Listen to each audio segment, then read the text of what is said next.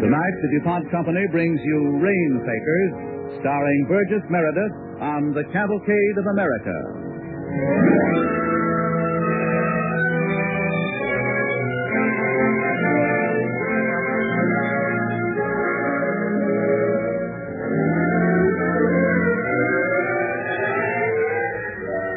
Rainmakers is a story about the weather.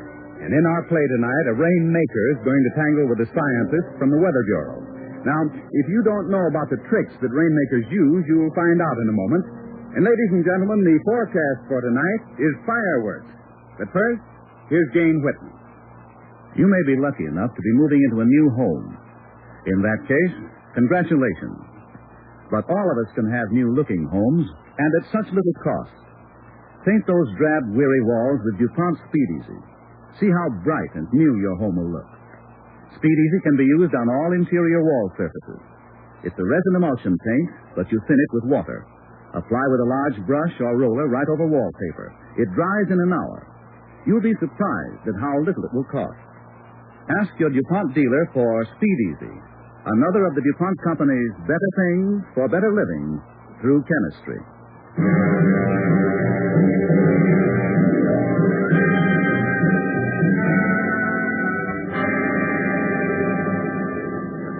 Tonight we present Burgess Meredith as Walt Swanson in Rainmakers on the DuPont Cavalcade of America.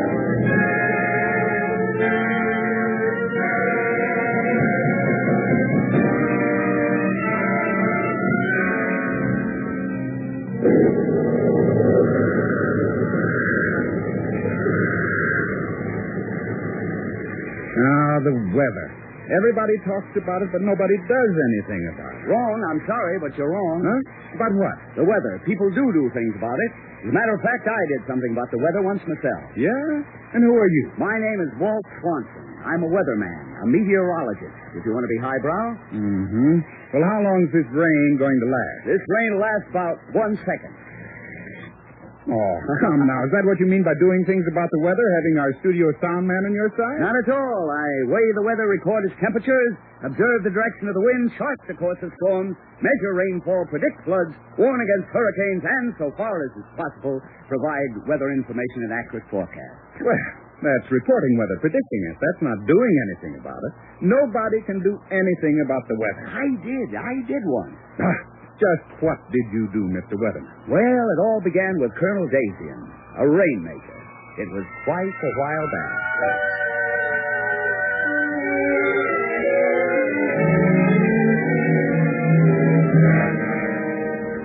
Stone man, a minute ago you made me some dandy weather. No, that's not what I want. Can you dig me up a hot July day, say about 102, without a breath of air stirring? How's this? Oh, that's perfect. That's right. Now, I'm on my way to work, but today, you see, I don't look forward to my job much. Morning, Walt. Hello, Ed. Hot again. Think of all the ice cream you'll sell. Folks ain't spending a cent they don't have to with things like this. Well, it's got to break sooner or later. Ain't you got some idea when? Oh, I wish I had, Ed. Well, so long. So long. Now, that was Ed Carr of Carr's Drugstore opening his place up. He's next door to the courthouse where the Weather Bureau is. Now, inside of the courthouse, I turn right and I start upstairs. Here's Mr. McDonald coming down the stairs as I go up. Well, this is kind of early for you, Mr. McDonald. You don't call these banker's hours, do you? I was just up at the Weather Bureau, Walt, looking for you. What's the matter? Am I overdrawn? I wish that's all it was. No, what's up? Well, I don't have to tell you how many farmers in this area have loans at our bank. And that's all right. That's what we're there for. We can't make money if we don't lend it. Just the same. Well? Many of those notes are due right now. More coming all the time. We'd like to extend them. Of course. But if the crop fails, they can't pay. Simple as that. So, how do you think our chances look for rain, huh? Well, I can just tell you, Mr. McDonald, is that there's never been a drought yet that lasted forever. If it lasts long enough to kill the crop, it might as well be forever as far as the bank's concerned. Can't you give me some idea when it'll rain? Look, Mr. McDonald, I don't control the weather. This drought isn't just a whim of mine. Now, there's no need to get excited. I merely asked if you knew when it would rain, and you don't. Oh, I'm sorry. I didn't mean to lose my temper, but this thing's been getting on my nerves. Well, something's got to be done, and I've got an idea. It's got to rain soon. I sure hope so. Oh, will you be coming over at the house for dinner Sunday? You bet. Oh, good. I'll tell Jane when I get home. Goodbye. Goodbye. Poor man, he's really upset. Now, do you hear that? That's the teletype in my office. The clearinghouse at Denver is sending us weather reports from all over the northern half of the Western Hemisphere. You know, that man learned a long time ago that weather travels. But as long as it traveled faster than men and horses, there was no way to spread reports in time to do anyone any good. But then the telegraph and the telephone changed all that. And weather forecasting, the way that we know it now, grew up side by side with modern communications. Good morning, Jenkins. Morning, Mr. Swanson. Ain't this a beaut? Yeah, sure is. What's your dry bulb reading? 102 already. Any change in the pressure?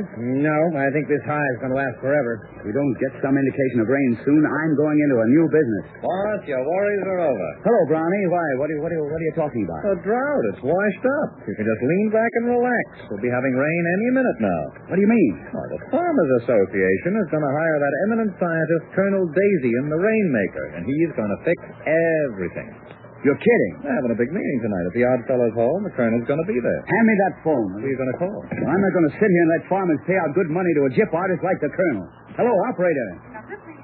229, ring 2, please. Oh, by the way, some English professor called up from the State University. He wants to come over here and observe for a couple of days. An English professor? He's writing a book, believe it or not, on the weather in Shakespeare's plays. No kidding. I told him he could stand around and watch as long as he didn't get in the way. Okay with you? Sure, maybe he'll give us a copy of the book. Hello? Hello, Jane. I knew it was going to be you, Walt. I could just tell the way the phone rang.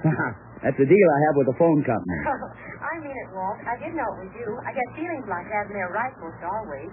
Coming to dinner Sunday? Haven't you got a feeling about that, too? I got a feeling we'll have roast beef. Oh, well, he couldn't keep me away. Say, Jane, is your father back yet? No, Dad's still out. Has he said anything to you about the Farmers Association hiring somebody called Colonel Daisian? You mean the rainmaker? Yeah, that's the guy. Oh, yes, Dad's going to talk to the folks about him this morning. Oh, thank heaven for that. People respect your father, and they'll believe him when he tells them that this colonel's a fake. What'd you say, Walt? That Colonel Daisian's a crook and a fake, that's what your father thinks, isn't it? Why, no, Dad likes him. It's his idea to hire him. Jane! And I think it's wonderful, too. We just got to have rain. Jane, this man can't make it rain. Well, that's not what the thousands and thousands of people say in the places where he's brought rain. They bless him and thank him. And pay him. Well, of course they pay him. It's worth anything to get rain. But all he does is to collect for rain that would fall anyway, and I refuse to stand by and see people swindle. If you ask me, you're jealous because the Colonel knows more about weather than you do. Jane, it's no good us arguing. I'll call your father later. Goodbye. Goodbye. Well, how do you like that? If the people want to pay a rainmaker, what do you care? It isn't your dough. Well, it isn't just the money, but every time one of those crooks gets away with a deal like this, the whole Weather Bureau looks silly. I don't like it. What are you going to do about it? Well, for one thing, you and I are going to attend that meeting tonight.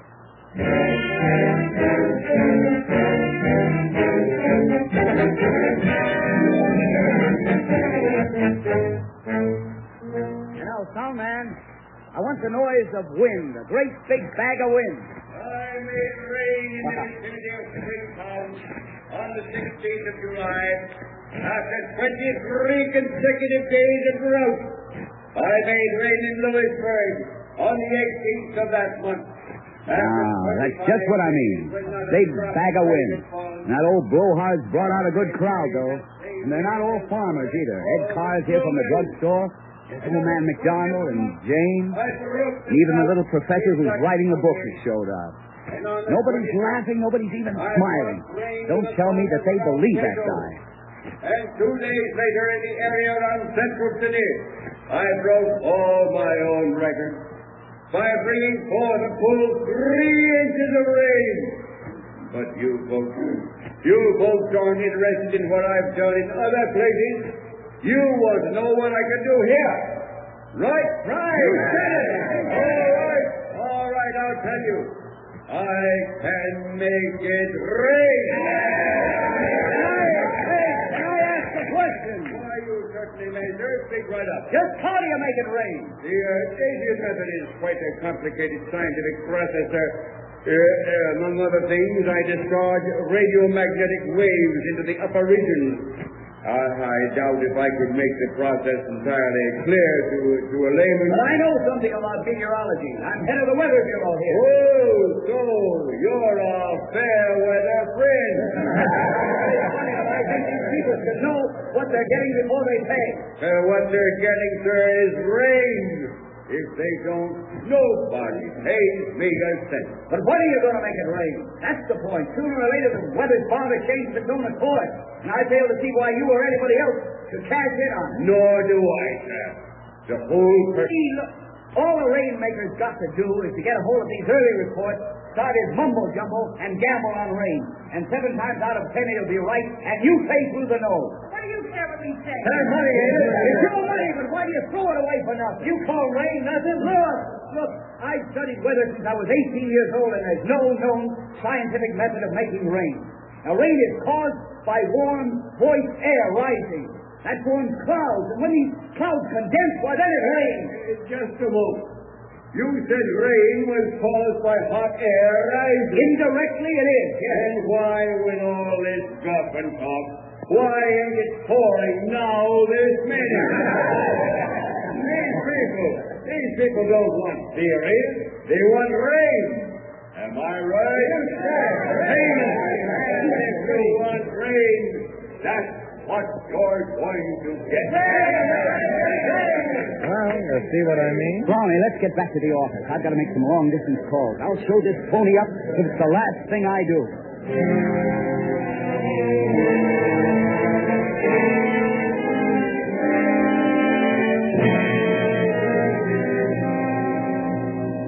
You are listening to Burgess Meredith as Walt Swanson, the weatherman in Rainmakers on the Cavalcade of America.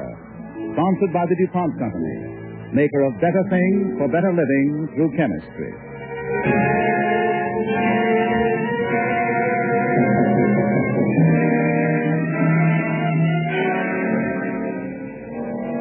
As the second part of our story opens, Swanson, with the aid of our studio sound man, is telling me about the time he tangled with Colonel Daisy and the Rainmaker. How do things stand now, Mr. Weatherman? Well, very bad indeed. You see, the colonel got his contract, and I got hard feelings. Well, just a minute. At the beginning of this program, you said you were the one that did something about the weather. I know. Well, I'm coming to that. Sound man, you suppose you could fire a distant cannon every once in a little while? Oh, that's fine. That's fine. Now that, zapping up the elements. One of the most persistent notions about weather is that gunfire or fireworks causes rain. And so many people believe it that it's a shame that it isn't true. It doesn't rain on the 5th of July anymore. It doesn't on the 3rd. But statistics show it often rains after big battles. Oh, sure it does. But commanders don't want their armies to fight on soggy ground, so they wait several days after rain before they order an offensive. Oh, I'm coming to that. Sound man, do you suppose you could fire a distant cannon every little while? Fine, that's fine. Now that represents Colonel Daisian softening up the elements. See, one of the most persistent notions about weather is that gunfire or fireworks causes rain. But statistics show it often rains after big battles. Oh, sure it does. But commanders don't want their armies to fight on soggy ground, so they wait several days after rain before ordering an offensive. You see, and by the time the battle's over, it's usually time for rain again. That's how that old wives' tale got started. Well, let's get back to the Weather Bureau. Say, Walt, you told me to let you know when the professor came back again. He's here now. Oh, good. Now, look, I want to see him.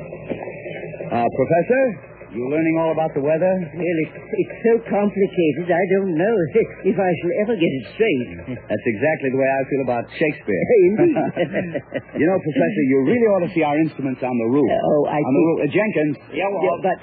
I want you to take Professor Raff to the roof and show him how we measure the upper air draft with the balloon and theodolite. Okay, right this way, Professor. Oh, thank you so much, Mr. Jenkins. But if Mr. Swanson wouldn't mind, I'd prefer to go later. after the weather map's been made. That fascinates me more than anything. We'll still be on the map by the time you get down, Professor. Oh, well, in that case, I'll go. Oh, watch these steps, Professor. Kind of steep. Brownie. Give me that map, will you? Yeah. Okay, now you take this map, and I'll hide yours down here. What? You can get it later when the professor's gone. What gives? This map doesn't match today's reports. Colonel's not the only guy that can make rain, Brownie. You and I are going to whip up some rain, too. Huh? Now, for days, I've been trying to find out where that old fraud gets his weather report. You sure he works that way, Walt? Why do you think he keeps that cannon going day and night? It's just to fill in time till he knows for certain that rain's on the way. Then he turns that phony apparatus on. Only this time, when he turns it on, he won't get rain. I must be dumb, but I don't get any of this. Well, I checked all the weather services. The colonel's not getting his information there, so he has to get it somewhere, but where? How about where? Well, he's getting it from us. Who? This professor upstairs. Now, he's a fake. I called the university, and they never heard of him. I've got a hunch that he's an experienced meteorologist. You think he reads our maps and passes on the dope to the colonel? I'm certain. I know it. I phoned Springtown and some of those other places where this colonel's operated.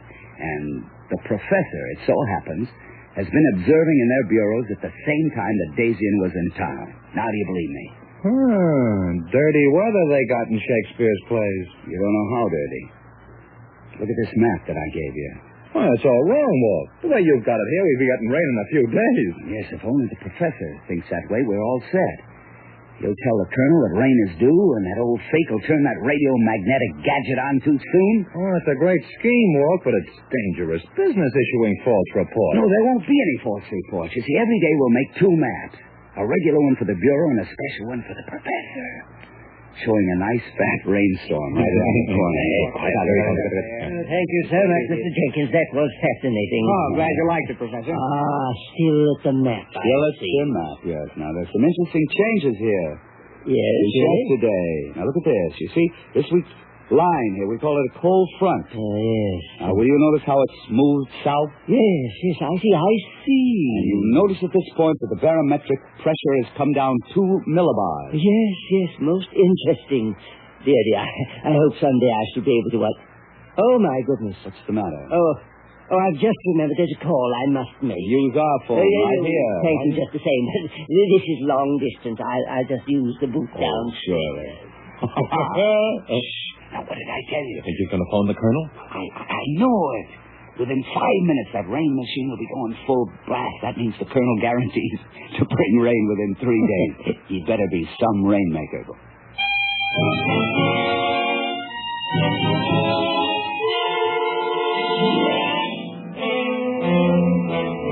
Now, sound man. Yes, sir? I got something tough for you. I want the noise of one radiomagnetic rain-making machine. How's this? Very good. That's perfect. Now, at the fairgrounds, the colonel turned the darn thing on, this machine on, the minute the professor called him. And the crowd's been collecting ever since, some of them carrying umbrellas. Oh, that's quite a gadget, Walt. I like those sparks flashing out of the top. Something that certainly wows the crowd. I don't know whether I like this gag or not, Walt. What do you mean? Well, folks get their hopes up and they don't get rain. Well, hello, Walt. I'm so surprised to see you here. Why shouldn't I be here? Oh, you were the man who thought the colonel couldn't make rain. Well, I still do. Well, just listen to that rain machine. Just listen. You can just feel it'll work. It will work, Jane. Believe me that it won't work. Well, all I have to say to you, Walt Swanson, is that I hope you get caught without a raincoat or an umbrella or anything. Well, if I do, it won't be in the colonel's rain.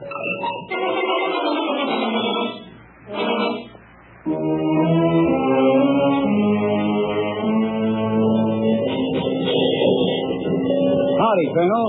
Time's up. What do you mean, sir? Your contract guaranteed to produce rain within 72 hours. 3 days. The 3 days are up. Well, something technical seems to have gone a bit wrong someplace. I find it necessary to continue. Oh, no. Why don't you give up, Colonel? There's not a cloud in the sky. My contract, sir, is not with you. It's with these gentlemen of the Farm Association here. Right? That's right. It ain't his business. I'm sure another few hours will do the trick, gentlemen. Well, what do you fellas say? Now, before you say anything, Mr. Brown here and I want to tell you a little story about some weatherman. Well, friends, a few days ago, a stranger showed up at the office. At this point, Brownie and I told our story about Professor Rapp and how he got the reports from the colonel. Well, you've heard it all, so I see no point in repeating it. But anyway, it had a double effect on the farmers. First, they terminated their contract with the colonel. You faker, get out of town and stay out. Don't ever come back. And then they turned off his machine.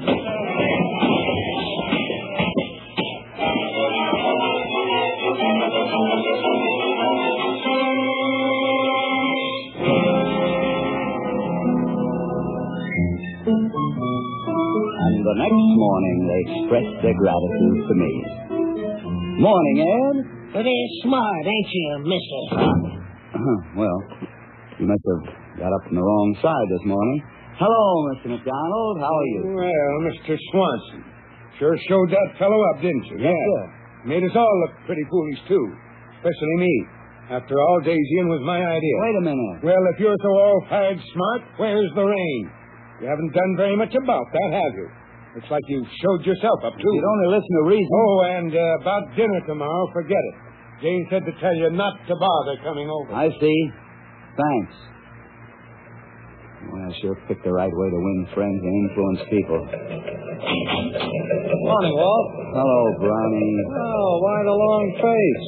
Jane still sore? Jane, everybody's sore. Oh, that's what you get for showing people up. It's fatal. They really gripe at the weather, They take it out on me. Well, you fixed the colonel's wagon, anyhow. The way things are now, that's sort of cold comfort. Something special cooking on the teletype. What's it say, Jenkins? Hey, get this. Cold front sweeping down from the north. What? Let me see that. Wonderful. Give me the phone. Brownie, get on the other phone, will you? Notify the Gazette and the radio station. Operator 229, ring 2, please. Here's the rest of the report, boss. Thanks, Jenkins. Look at... Oh, it looks like Colonel Daisyin left town just a little bit too soon. Hello? Jane, this is Walt. Really, Walt, I'd rather not talk. All right, don't talk to me. Just listen. I'm no Colonel Daisyin or anything like that, but your rain is coming and plenty of it. You know what they say, seeing is believing. You'll see it all right by noon tomorrow. Goodbye, Walt, and if you're fooling me, if you're just trying to be smart again, this is goodbye for good.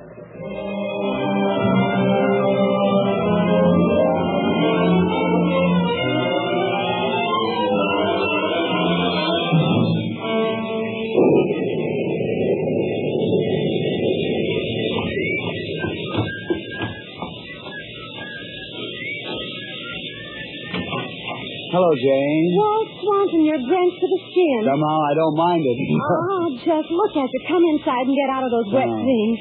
Oh, quick, take that coat off. Right. Honestly, anyone who got in a downpour like this. I know that you weren't expecting me, but No, I wasn't. I guess that's why I set an extra place at the table and why I haven't let Dad start dinner. Oh, Jane. Oh, Walt, I think you're wonderful. I know you're a weatherman and all that. But how did you know the rain would start just when it did? Darling, it's really very simple. My corns hurt. Oh, Walt.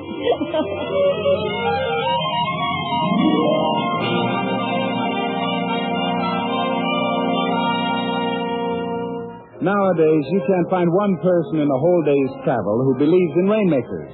Now, that's partly due, as we have seen, to cheerful young scientists who set out to disprove the quack doctrine of the rainmaker. When we, the American people, need to get a job done, we don't rub our hands against a rabbit's foot. We roll up our sleeves and go to work.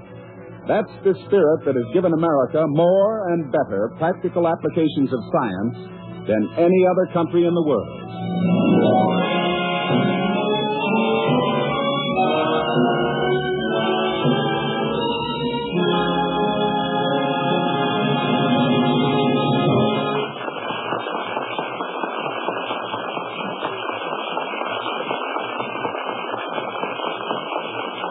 Our star, Burgess Meredith, will return in just a moment. But first, here's Gain Whitman speaking for DuPont.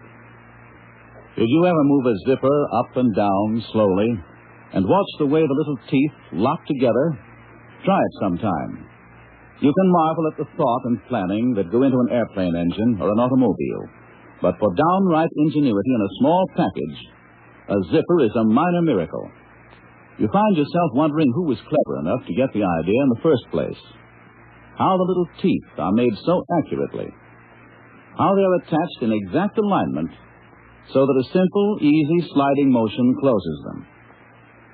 Soon now, zipper fasteners of DuPont nylon plastic will appear on ready-made clothing for women. Nylon fasteners can withstand boiling water and are not damaged by the ordinary heat of ironing. They will not rust, nor will they be affected by the usual dry cleaning solvents. So light that they can be used on the sheerest marquettes and chiffons, they are strong and durable enough to give long service on heavy garments. And they can be run through a washing machine without trouble. The first to reach you will be black or ivory colored. But manufacturers plan to add a range of... And no one of us can afford to be careless. So keep tragedy out of your home. Drive carefully. Thank you.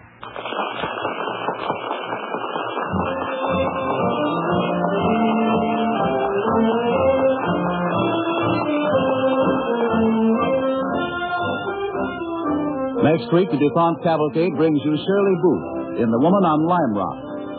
It's an unusual and dramatic story of the sea, of Ida Lewis, who in 1858 took her father's place as keeper of the light at Lime Rock, Rhode Island. For 52 years, Ida Lewis kept the light burning in fog and storm, good weather or bad, for the men who went down to the sea in ships. Be sure and listen next Monday at this same time to The Woman on Lime Rock, starring Shirley Booth on the Cavalcade of America.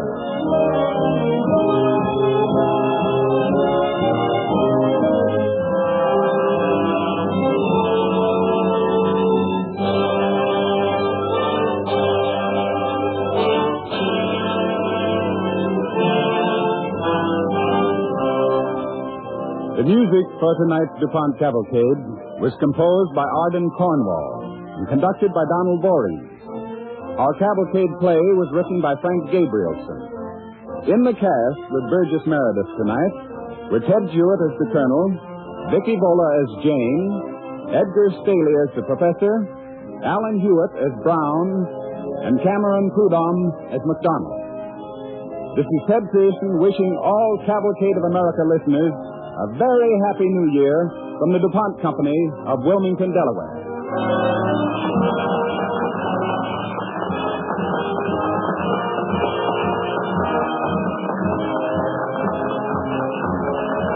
This is NBC, the national broadcasting company.